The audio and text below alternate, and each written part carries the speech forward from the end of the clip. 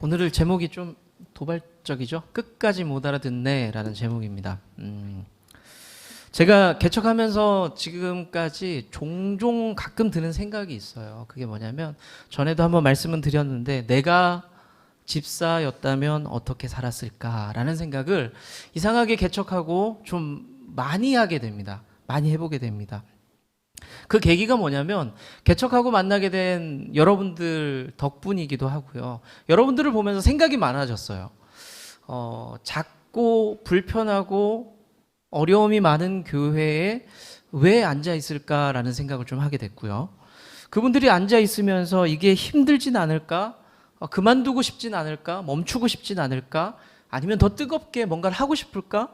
여러분들의 마음을 이렇게 같이 좀 되짚어 보다가 생각이 드는 거예요. 내가 집사라면 나는 어떻게 살았을까? 어떤 모습일까라는 생각을 한번 해보게 됐습니다. 그러면서 들었던 생각이 좀 그런 것도 있어요. 내가 집사라면 나 같은 목사랑 신앙생활 할 수 있을까라는 생각. 좀 부족하고 연약한 부분이 많은 사람인데 이 사람 과연 따라가면서 신앙생활 할 수 있을까? 뭐 그런 생각도 사실 좀 든 것도 좀 있었습니다. 그런 생각을 쭉 하다가 무슨 생각을 했냐면, 나는 성도로 집사로 교회를 열심히 섬길 수 있는 그런 사람이 될 수 있었을까라는 생각하다가, 목사님한테 사랑받을 수 있는 사람이었을까? 성도들에게 사랑받을 수 있는 사람이었을까를 딱 생각하다가 아차 싶었어요. 뭐가 문제일 것 같아요? 제가 아차 싶었던 것은 제가 그런 생각을 하면서 목사님에게 주목하기 시작했다는 거예요. 나는 목사님에게 사랑받는 성도가 될 수 있었을까? 이 생각을 했거든요. 여러분들 혹시 신앙생활 저랑 하면서 그런 생각 해본 적 있으세요? 저한테 인정받고 싶은 적 있으셨어요? 예, 다행입니다. 아니요, 감사합니다. 이제 그 생각을 제가 한번 해보게 된 거예요. 이게 뭔가 잘못됐었구나. 내 생각이 잘못됐구나. 사람은요, 누구나 그런 욕구나 본질이 있어요. 누군가에게 인정받고 싶고 칭찬받고 싶은 그런 본질들을, 욕구들을 다 갖고 있습니다. 그런데 우리 잘 알잖아요. 우리가 칭찬받아야 되고 우리가 인정받아야 될 곳이 어디라고요? 하나님뿐입니다. 제가 고민해야 될 것은 사실 이거였어요. 내가 하나님 앞에 성도로 살아갈 때, 집사로 살아갈 때에 내가 의식해야 되고 내가 마음을 쏟아야 될 분은 하나님이었습니다. 하나님께 사랑을 받고 싶어하는 그런 성도, 내가 그분 앞에 중심을 잘 잡고 싶어하는 그런 성도, 그것이 내가 건강하게 신앙생활을 할 수 있는 방법이라는 거죠. 사실은 신앙생활을 하면서 약간 이런 긴장이 필요해요. 그러니까 저는 이렇게 표현을 하는데, 하나님을 좀 의식하라고 표현해요. 하나님이 내 삶 가운데서 함께 하시고 나를 지켜보고 계시다라는 그 의식을 하게 된다면 우리 삶이 약간 긴장을 하게 됩니다. 그렇죠? 긴장을 할 수밖에 없습니다. 그런데 그 긴장을 통해서 우리의 삶이 바르게 인도될 수 있다는 거죠. 사람 의식하고 살잖아요. 어떻게 되나요? 처음에는 열심히 해요. 그리고 기분도 좋아요. 집사님 이것도 해주시고 저것도 해주시고, 와, 이렇게까지 하셨어요. 칭찬할 수 있죠. 우리는요, 공동체 안에 서로 칭찬할 수 있어요. 인정할 수 있고 격려할 수 있습니다. 그런데 처음에 그것에 만족하다 보면 잠깐 좋죠. 기분이 좋아요. 그런데 결국에는 무슨 일이 생겨요? 언젠가는 섭섭해지거나 지치거나 마음 상하는 일이 생기게 된다는 겁니다. 제가 왜 이 말씀을 드렸냐 하면, 하나님과의 관계에 대한 이야기를 좀 하고 싶습니다. 나는 하나님과 어떤 관계고 나는 하나님 앞에서 어떤 사람인가를 좀 생각해 보고 싶었습니다. 제가 몇 주간에 걸쳐서 마가복음 이제 끝부분을 보다 보니까 예수님께서 고난당하시고 돌아가시는 장면을 함께 보고 있거든요.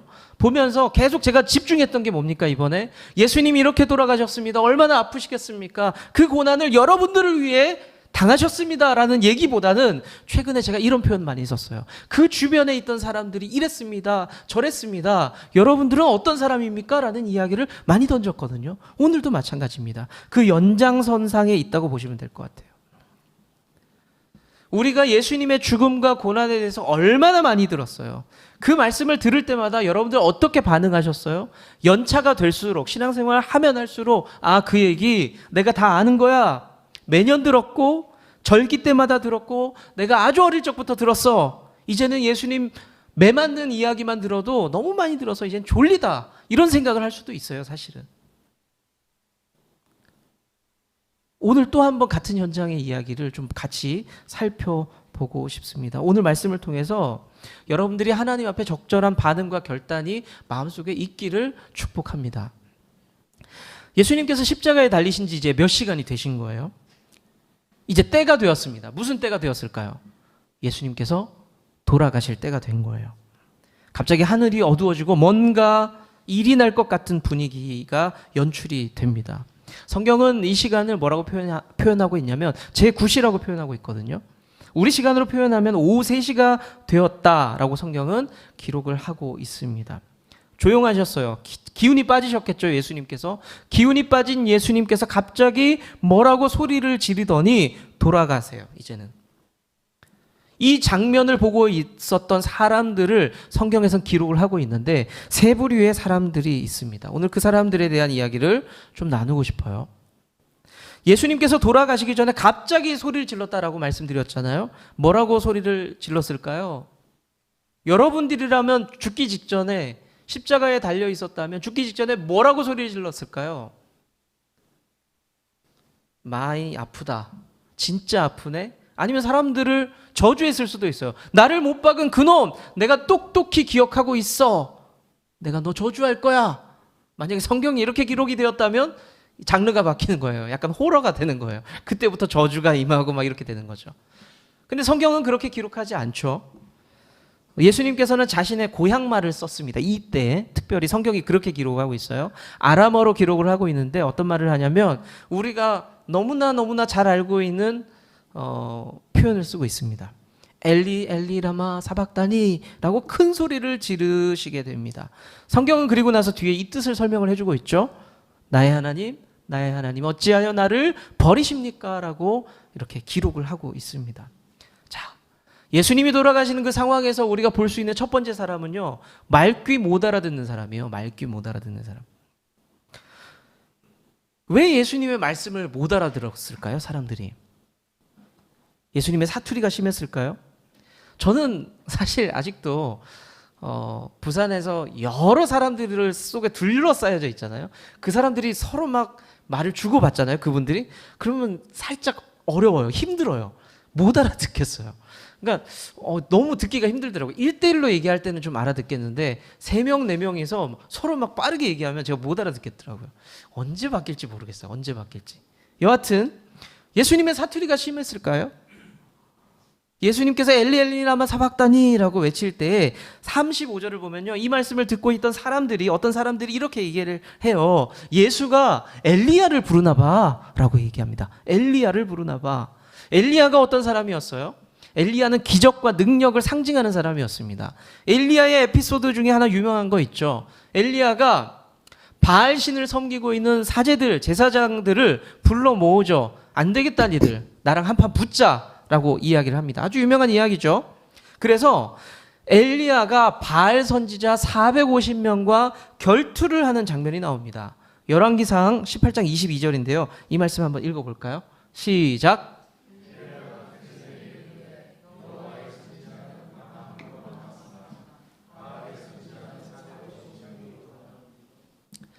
엘리야가 몸으로 싸우는 450대 1의 싸움을 하자는 겁니까? 그거 아니잖아요. 영적인 능력을 한번 다퉈보자. 한번 대결해보자는 겁니다.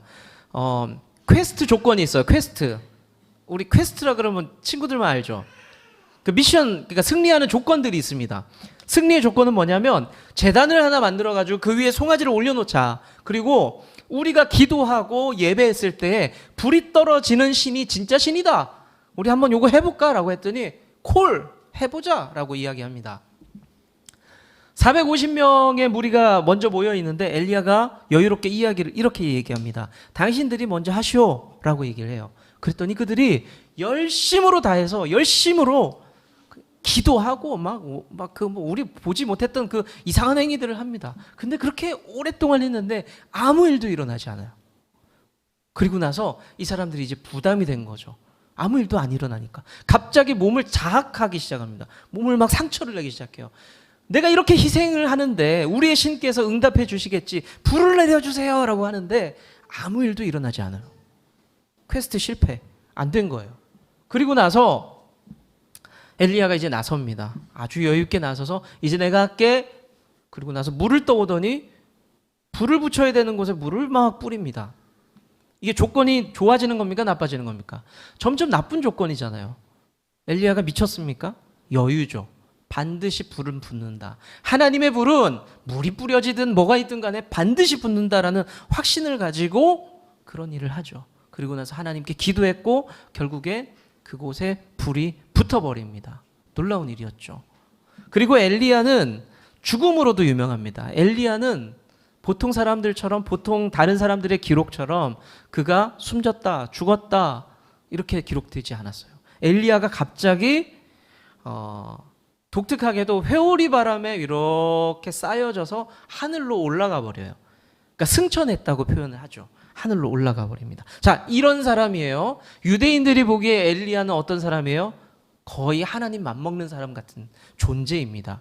근데 예수님께서 돌아가시면서 엘리 뭐라고 하니까 사람들이 오해한 거예요. 오, 엘리야 부르나 봐. 어떤 사람들이 그렇게 잘못 들은 겁니다. 오해한 거예요. 잘못 들었습니다.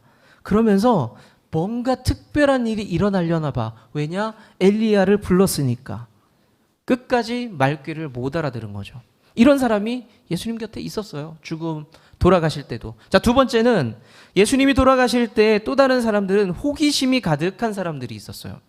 36절의 말씀을 또 보면요. 또 다른 사람이 등장을 하는데 그 사람은 예수님께서 돌아가실 것 같으니까 얼른 신포도주를 준비해서 예수님께 이렇게 갖다 대요. 먹으라고. 자, 그러면 이 사람이 왜 신포도주를 예수님께 드렸을까요? 우리가 잘 알고 있다시피 이거 좀 먹으면 고통이 덜해지는 마취약이기 때문에 아이고 불쌍해라. 좀 덜 아팠으면 좋겠네 하면서 갖다 줬을까요?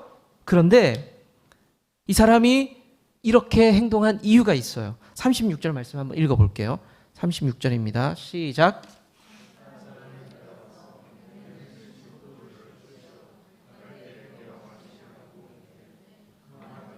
엘리야가 와서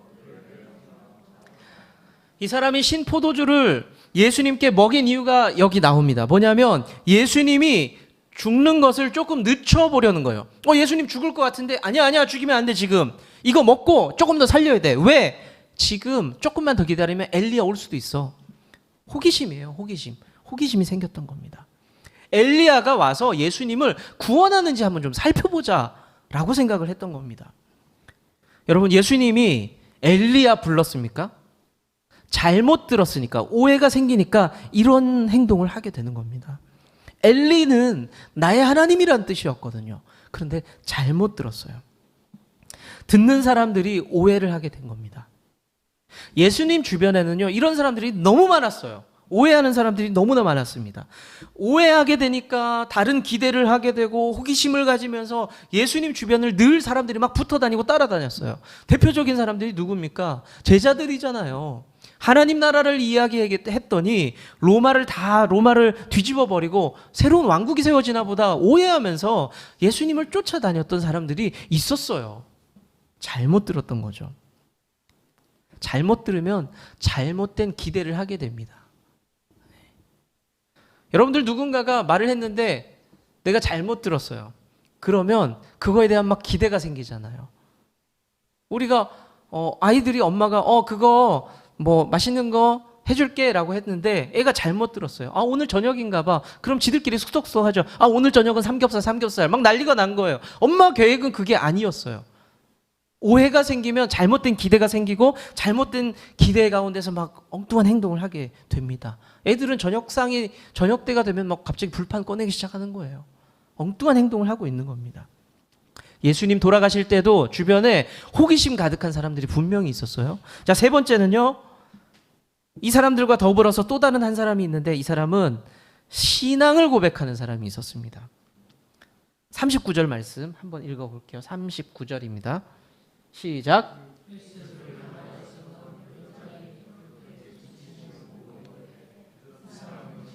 하나님의 아들이었도다. 지난주에 이 백부장이 했던 말을 제가 인용을 하면서 제가 뭐라고 말씀드렸냐면 이 백부장은 늦었다라고 말씀드렸어요. 아쉽지만 늦었다. 늦은 후에라고 표현을 사용을 했습니다. 그런데 동시에 늦은 감은 있지만 옳은 신앙 고백을 했습니다. 맞는 말을 했어요. 이 사람은 진실로 하나님의 아들이었다라는 이 고백 맞습니까? 틀렸습니까? 맞죠? 맞는 말입니다. 정확하게 이야기를 하고 있죠. 예수님께서 살아계실 때는 따라다니지 못했던 백부장이었어요. 예수님께서 말씀하실 때는 그 말씀을 직접 듣지 못했던 백부장이었습니다. 그런데 예수님 돌아가시는 그 장면에 이 사람은 거기 있었고 올바른 신앙을 했었습니다. 예수님께서 돌아가시는 장면 가운데서 아주 다양한 사람들이 있었지만 서로 다른 한 장면을 보면서도 서로 다른 생각들, 서로 다른 모습으로 여러 사람이 이러고 서 있는 거예요. 저를 이렇게 보면서 여러분들 지금 생각들이 다양하죠? 언제 끝나지? 말 진짜 못하네. 가만히 보면서 오늘 머리가 좀 잘 됐구나. 생각들이 다 다를 수 있어요. 그것처럼 예수님의 십자가 사건을 보면서 저마다 생각이 달랐던 현장을 우리가 오늘 말씀을 통해서 볼 수가 있습니다. 우리가 얼마 동안 예수님이 잡혀가셨던 것, 십자가에 매달리시는 모습, 고난당하시는 모습을 살펴봤습니다. 여러분들은 예수님의 이 모습을 보면서 무슨 마음이 들었어요?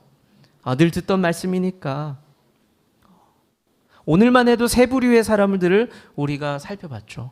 첫 번째가 뭐였죠? 예수님 하시는 말씀이 무슨 말인지 잘 못 알아듣는 사람, 잘 못 알아듣는 사람이 있었습니다. 우리가 신앙생활하면서 그런 적 없으세요? 주님이 하시는 말씀 잘 못 알아들어요. 의도적이기도 하고 때로는 진짜 안 들려서 못 알아듣는 적도 있습니다. 우리가 찬양은 이렇게 부르잖아요. 주님 말씀하시면 내가 나가리다. 주님 뜻이 아니면 내가 멈춰서리다. 이렇게 고백하잖아요. 그런데 우리 실생활은 어떻습니까? 주님이 말씀하실까봐 무섭잖아요. 그렇지 않아요? 저는 가끔 그럴 때 있어요. 주님이 말씀하시는 것이 늘 평온하고 아름다운 이야기가 아니었어요. 제 삶 가운데. 늘 도전하는 거고 늘 어려운 이야기들을 말씀하셨고 그것을 들리면 가끔 가다가 저는 너무 듣기 싫으니까 귀를 막았습니다. 주님 그만 좀 말씀하세요. 알아는 듣겠는데 별로 안 듣고 싶습니다. 그리고 주님께서 말씀하시면 우린 계산기를 돌려요. 주님 그것대로 했을 때 내게 유익이 있습니까? 없습니까? 플러스 마이너스를 계산하게 되죠. 판단하고 말씀하시면 전전긍긍합니다. 불안하고 두렵고 참 희한하죠? 주님이 말씀하시면 우리는 두려워해요. 때로는 두 번째 사람 같은 모습이 우리 안에 있죠. 호기심이 많아요. 신앙생활하면서 호기심이 많은 사람이 분명히 있습니다. 내가 신앙생활 잘하면 나한테도 기적 같은 일들을 경험할 수 있을까? 내가 신앙생활 잘하면 앞에서 간증하는 사람들처럼 나도 그 간증과 같은 이야기가 내 이야기가 될 수 있을까라고 생각을 한다는 거죠. 신포도주를 예수님께 이렇게 들이밀면서 그거 마시면 엘리야가 오는 거 아니야? 와 기대되는데 하면서 예수님을 억지스럽게 살리려고 했던 이 사람, 호기심이 많았던 이 사람처럼 우리도 신앙생활하면서 내가 봉사하고 헌금하고 시간을 내고 어렵지만 예배 나오고 그거 잘하다 보면은 언젠가 하나님이 엘리야의 능력처럼 내 삶 가운데서 놀라운 능력 응답해 주시는 거 아닐까라는 그런 호기심이 있는 분들이 분명히 있을 수가 있습니다. 이 마음으로 적당히 티나는 신앙생활 우리가 할 수 있어요. 적당히 드러나는 생활 우리가 할 수가 있습니다. 뭔가 기대하는 거죠. 하나님 앞에. 저도 그런 경험 분명히 있습니다. 제가 사실은 새벽 기도를 신학생 때 안 했었는데 어떤 겨울에 눈이 엄청 왔어요. 그 대전이었어요. 엄청 왔는데 새벽 기도 안 하던 제가 그날따라 유독 눈 딱 뜬 다음에 밖에 눈을 딱 펼쳤는데 막 눈이 진짜 이만큼 온 거예요. 무릎만큼 이렇게 쌓여있는. 부산에서는 보기 힘든 일이죠. 무릎만큼 쌓여있길래 뿌듯한 마음으로 제가 뭐라 했는지 주님 제가 새벽기도 갑니다. 이런 날 갑니다. 하면서 막 푹푹 빠지는데 간 거예요. 자, 신발이랑 바지랑 다 젖죠. 차갑고 젖고 꿉꿉합니다. 그럴수록 제 마음이 기뻤어요. 왜요? 주님 다 젖었어요. 저 봐요. 새벽기도 가고 있잖아요. 우리가 그런 마음들을 주님 앞에 가지면서 신앙생활 할 수 있다는 거예요. 기대를 가지는 거예요. 기대를. 주님 내게 뭔가 해주시겠지? 그랬던 기억이 제게 있습니다. 뭔가 주님 앞에 증명하고 싶은 거예요. 증명하고 싶은 거. 그런데 이게 건강한 신앙도 아니고 결국에는 내가 원하는 것들을 얻어내지 못하고 내가 생각했던 것들, 그 기쁨을 얻어내지 못하면 결국에는 예수님께도 실망하고 주님 그런 분이셨군요, 주님 나 안 사랑하시죠 하면서 돌아서는 인생이 될 가능성이 굉장히 높습니다. 오늘 그래도 좀 나아 보이는 한 사람이 마지막에 등장하죠. 세 번째로 다행스러운 사람이죠. 마지막에 예수님의 정체를 올바로 바라보면서 고백한 백부장입니다. 인간적으로는 좀 아쉬워요. 너무 늦었다라고 생각이 들어요. 그런데 백부장이 후회가 섞인 고백이었지만 올바른 믿음을 마지막에 고백을 합니다. 저와 여러분이 이렇게까지 늦지 않았으면 좋겠어요. 이 백부장을 보면서 안 늦었으면 좋겠어요. 제가 고1 때 예수님을 믿었기 때문에 어디 가면은 신앙생활 언제부터 하셨어요? 라는 질문을 처음 만나는 분들과 얘기할 때가 있거든요. 그러면 제가 이렇게 대답을 합니다. 제가 좀 늦게 믿었습니다. 고1 때 예수님 믿었어요 라고 이야기를 해드립니다. 그러면 주변에서 뭐라고 얘기하는지 아세요? 늦다니요. 고1 때 예수님 믿고 그렇게 헌신하고 살았으면 멋있는 거죠 라고 말씀을 하시는데, 제 마음 가운데서 이게 뭐 겸손이나 이런 게 아닙니다. 고1 때 믿었는데 왜 늦었다라고 생각했냐면, 신앙생활을 제대로 해보니, 하나님을 만나보니 이게 너무 아까운 거예요. 지난 시간이. 그냥 예수님 모르고 살았던 17년이 아쉬웠던 거예요. 내가 주일학교 때부터 진짜 예수님 알았다라면 더 하나님 열심히 섬기고 예배하고 그렇게 살았을 텐데, 내가 왜 지금 알았을까라는 그런 아쉬운 마음이 들어서 그렇게 고백을 했었습니다. 여러분들도 혹시 뭐 그런 마음이 들 때가 있었는지 모르겠어요. 우리 백현정 집사님은 여기서 그래도 출석률이 굉장히 높잖아요. 우리 이 집사님도 마찬가지고. 그런 생각 해본 적 없으세요? 아이고, 내가 세상교회 있을 때는 왜 이렇게 못다녔지? 그냥 웃지요. 네. 우리가 신앙생활 하면서 그런 후회가 드는 때가 있을 수 있어요. 있을 수 있어요. 그런 마음에서 백부장을 보면서 제가 좀 아쉽다라는 마음이 들었던 거죠. 그리고 제 인생을 돌아봤을 때 지난 시간이 좀 아쉽다라는 생각이 들었던 겁니다. 그러면서 제가 시선을 어디다가 돌린지 아세요? 아직 예수님을 모르는 백부장 같은 사람들이 분명히 있어 라는 마음이 들었던 겁니다. 뒤늦게 예수님을 발견한 이 백부장 같은 사람은 내 주위에 분명히 있다. 그러면서 그 사람들에게 관심을 갖기 시작했어요. 아직 예수님을 모르는 우리 아들들, 아직 예수님을 모르는 우리 이웃들, 그 사람들에게 이제 관심이 가기 시작하는 겁니다. 그 사람에게 예수님을 소개할 수 있는 방법 없을까? 뭐 이런 고민들을 하게 됩니다. 사랑하는 성도 여러분, 더 늦기 전에 예수님과 더 친밀해지시기를 축복합니다.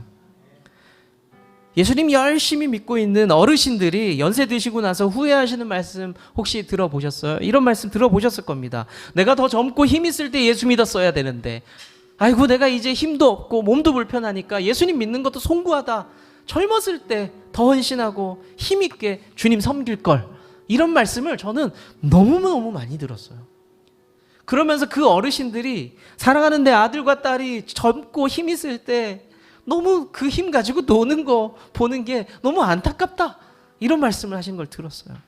그 말씀을 들으면서 저는 제 스스로에게 얘기했죠. 그렇구나. 내가 60이 되고 70이 되면 또 인생에 후회가 남을 수 있겠구나. 그러면 더 늙기 전에, 더 나이 먹기 전에 빨리 결단하자. 더 주님을 아름답게 섬기기로. 자, 그럼 어떻게 하면 될까요? 오늘 하면 돼요. 오늘보다 여러분들은 분명히, 제가 예언할게요, 내일 더 늙으실 겁니다. 아닐까요? 맞잖아요. 그러면 더 늙기 전에 결단하려면 어떻게 해야 돼요? 지금 하시면 돼요. 예람아, 너는 내일 분명히 더 늙을 거야. 맞지? 우리의 삶은 그렇습니다. 그래서 오늘 더 주님과 가까워지셔야 돼요.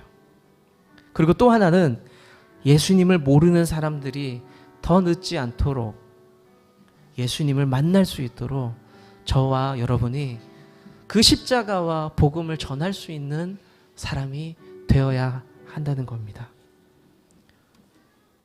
쉽지는 않을 겁니다. 내 자식 내 맘대로 안 되잖아요. 여러분들 집에 두고 온 교회 안 나오는 자식들이 있는 분이 있을 수 있어요. 집에 계신 예수 안 믿는 부모님이 계실 수도 있어요. 지금 이 자리에 나왔지만 아직 주님을 모르는 내 자녀들이 있을 수 있어요. 백부장을 보면서 여러분들이 같은 마음을 품어주시면 좋겠습니다. 아, 뒤늦게 예수 믿었던 백부장, 그 또한 귀하지만 더 늦지 않도록 내가 이 십자가를 전하는 인생이 되겠다. 그 고백과 그 결단 여러분들에게 있기를 축원합니다. 주님은 나무, 당신은 가지니 사랑의 열매 맺